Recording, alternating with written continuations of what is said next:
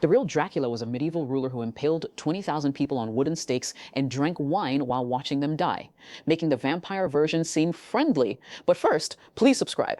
Now let's discover Vlad the Impaler, the monster behind the Dracula legend.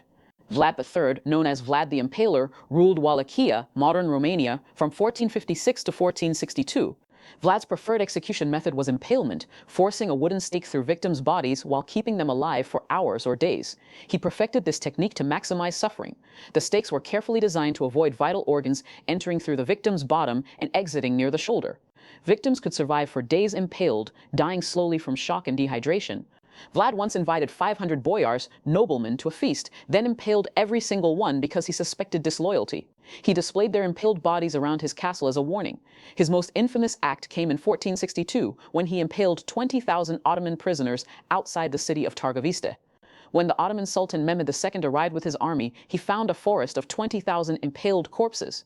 The sight was so horrifying that Sultan Mehmed, who had witnessed countless battles, turned his army around and retreated. He reportedly said he couldn't conquer a land ruled by such a devil. Vlad allegedly ate meals surrounded by impaled dying victims. Historical accounts claim he dipped bread in their blood and ate while watching them suffer, which likely inspired the vampire blood-drinking legend. But here's the twisted part. Many Romanians considered Vlad a hero. He was defending Christian Europe against Ottoman invasion, and his brutality was seen as necessary military strategy. Vlad impaled not just enemies but also criminals, beggars, and anyone who displeased him. Merchants who cheated customers, unfaithful wives, and lazy workers all faced the stake. One legend says Vlad placed a golden cup in the town square that nobody dared steal because they feared impalement. The cup remained untouched for years, proving his terror tactics worked. When Ottoman envoys refused to remove their turbans in his presence, claiming it was their religious custom, Vlad had the turbans nailed to their heads for helping them keep their tradition.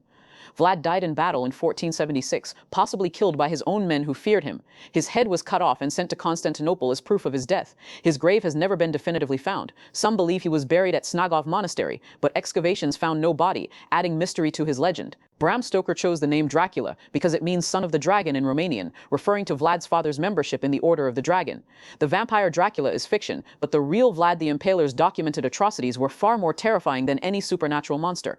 Modern estimates suggest Vlad killed between 40,000 to 100,000 people during his 6-year reign through impalement, burning, and other brutal methods.